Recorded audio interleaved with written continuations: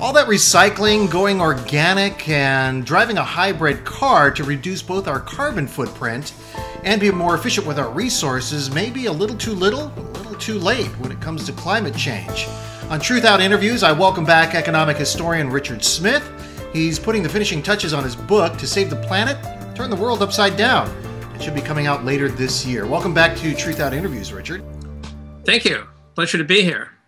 You know, your current piece on Truthout is called Green Capitalism, the God That Failed. It's a lengthy article and one that takes to task a number of attempts to reduce the effects of climate change. We won't be able to cover it all because it was a fairly lengthy piece, but let's start with some of the early attempts to go green, as it were. Paul Hawken, Lester Brown, these are a couple names that appear throughout your article. They had some ideas that, as you put it, really just didn't work. So maybe we could talk about that at the beginning, like the 1970s, 1980s attempts of going green with those two folks as the fountainhead of the ideas. The basic idea that these people had, Paul Hawken was kind of the foremost theorist of green capitalism, I think.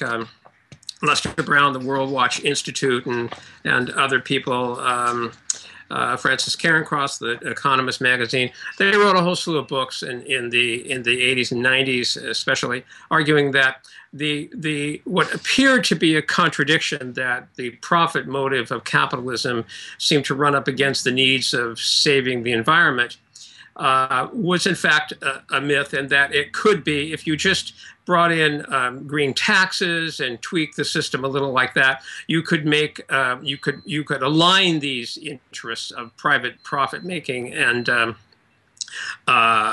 ecological needs, environmental needs for saving the humans. And so I went through their arguments and showed what in fact happened. And what the problems were and why that strategy hasn't worked out. And I said that, yes, sure, we are lots better off for all kinds of things, the advent of organic groceries and food and so forth, and efficient appliances and so on and so forth.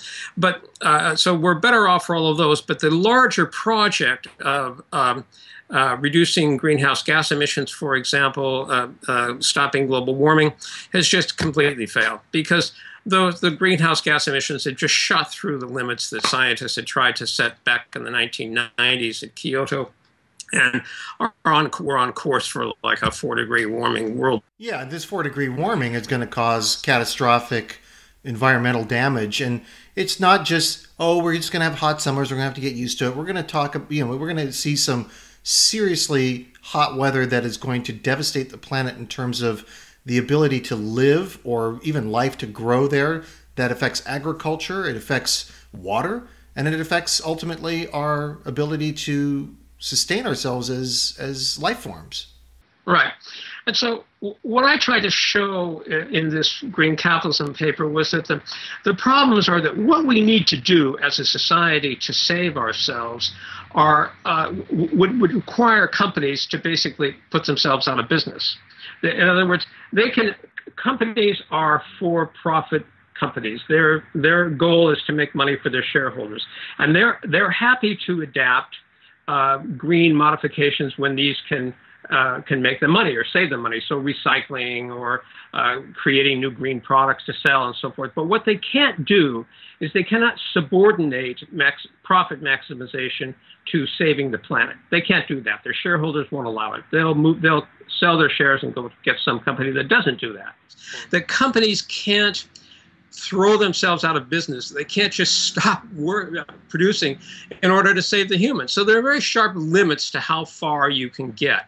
There's one thing that I wanted to actually touch on, and that another major attempt, as it were, to deal with climate change within a capitalist framework, especially a global corporate capitalist framework, was something called cap and trade. And cap and trade is, now I live in California, our governor is Jerry Brown, and found out a couple weeks ago that it was through cap and trade that he was able to essentially balance our state budget. Now that may be good for our state's budget in the short term, but you say the scheme of cap and trade is flawed, even though you write it has a certain elegance to it. First of all, I mean, there are three three sequential attempts to try to deal with the problem of greenhouse gas emissions.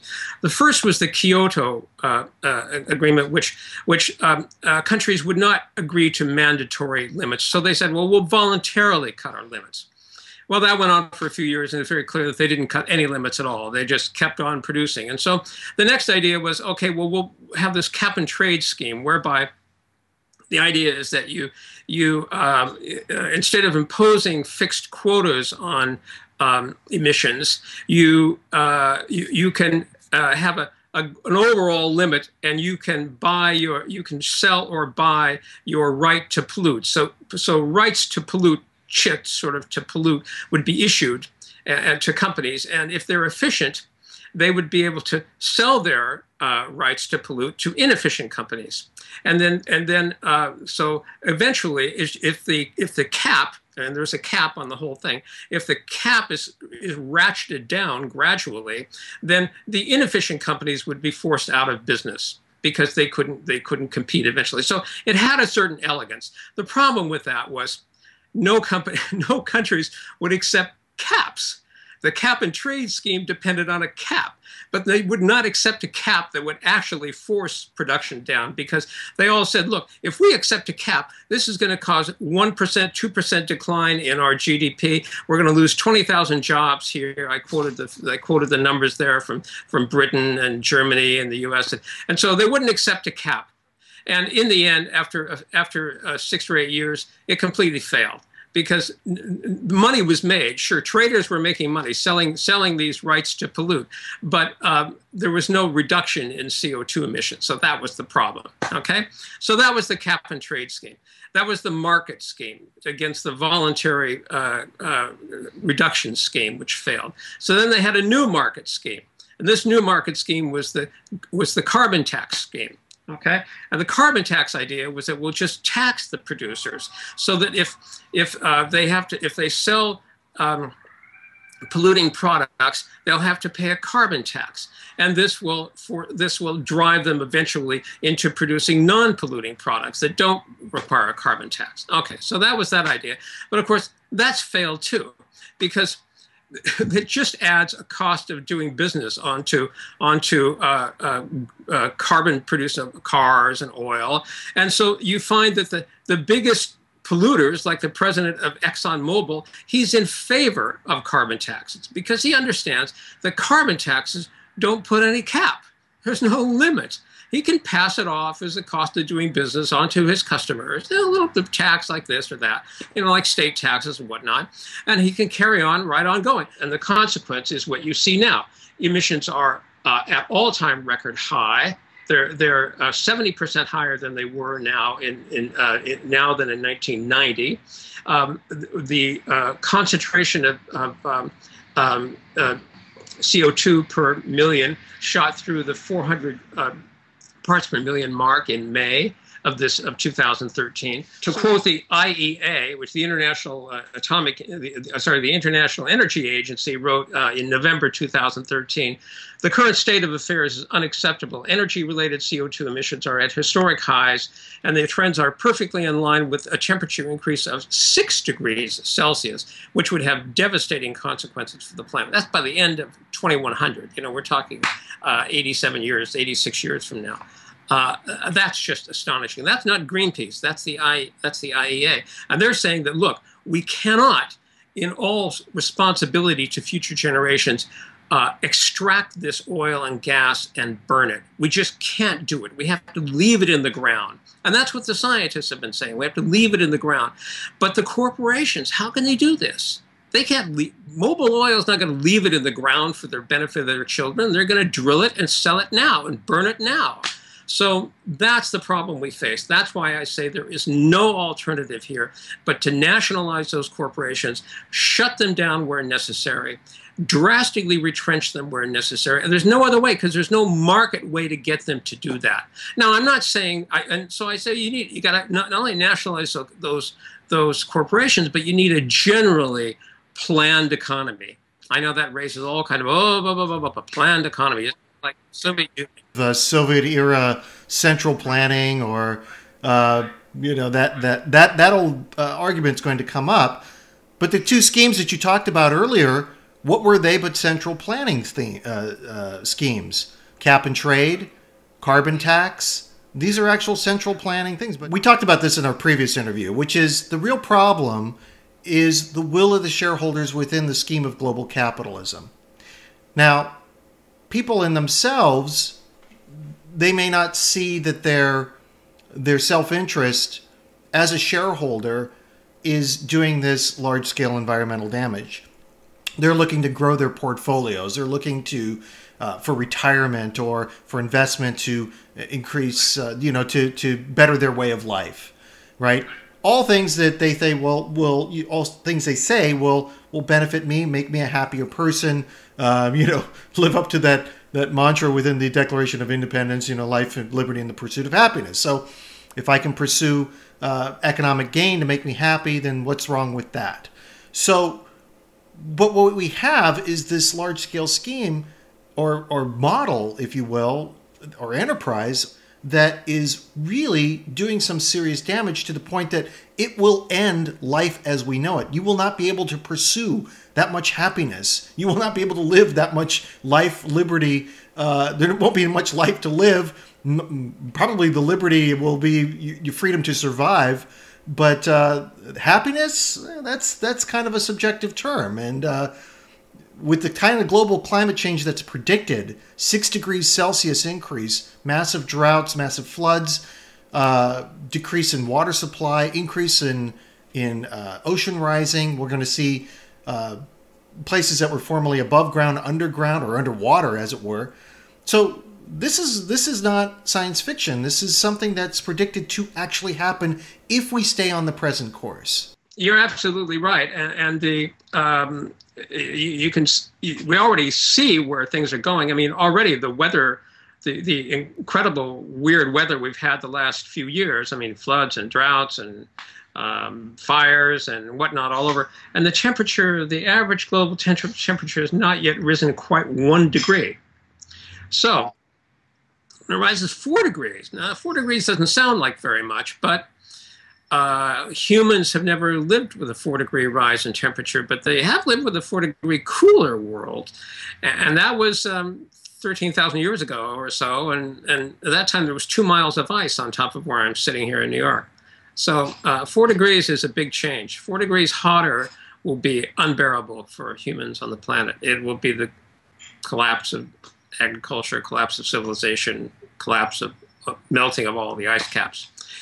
That's just that's very hard for people to grasp, but they can see. People don't, we kind of want to live in denial here, all of us. We don't really want to face up to the consequences here because we need our returns. We need our, if you have a 401k retirement fund, you need that to grow because we're all dependent individually on our own savings. So I'm sorry to say, but I think just all of that has to go. I mean, you just need a completely different kind of society in which people are not dependent on their 401ks. You need a socialized society where people have social support and economic support in society. There's no alternative here. That's the thing. I mean, what I try to say about the green capitalism thing is that there's no alternative. If people don't want to call the alternative socialism, or I don't care what you want to call it, economic democracy, you can figure it out. I don't care. I'm just saying that we need a different kind of society, a completely different kind of society, a society that consumes much less raw materials. And I'm not saying we have to go live in log cabins and ride horses, but we do need to really ratchet down the rapacious consumpment of society today in our world, not the third world. They need to increase their consumption of a lot of things, but we don't. We're just consuming the planet to death. I mean, the top 10% of the people in the world are consuming 80% of the world's resources. I mean, this can't go on. How can this go on? It means social revolution. It really means overthrowing the entire order around the planet. And I know that seems completely crazy to even suggest that, but what's even crazier is to stay on the course that we are now, because that just leads to collective social suicide. I mean, that's all it is. In your book that's coming out, do you talk about this sort of alternative economy, if you will, in detail? So I argue that you need to have a largely planned economy, but not entirely. At the bottom, we don't need to plan all little farms and things like that, and small producers. But we need to have a largely planned economy for the global industrial economy, which is what the scientists are in effect saying. Look, we need a plan to keep CO2 emissions at a certain level. We need a plan to stop polluting the oceans. We need a plan to save the forests. That's, well, on a global scale, we need this. So we need to construct these levels of planning from local to regional, national, and at a global level, which, like the IPCC, is in theory could set sort of quotas for CO2 emissions, except that they don't have any power. Well, they need to have some power. We need to vest them with some power. What we're talking about, we have to do is to create an economy that's viable for our children's generation, and that is not capitalism. That's got to be some kind of planned economy, and it has to be democratically run. What I try to do in the Six Theses argument was to say that, look, there's an inherent link here between rational planning and democracy and equality. I tried to say that, look, the only way you can have you had planned economies under Stalin, but that wasn't planning for society. That was planning for a totalitarian bureaucracy, by the bureaucracy, for the bureaucracy.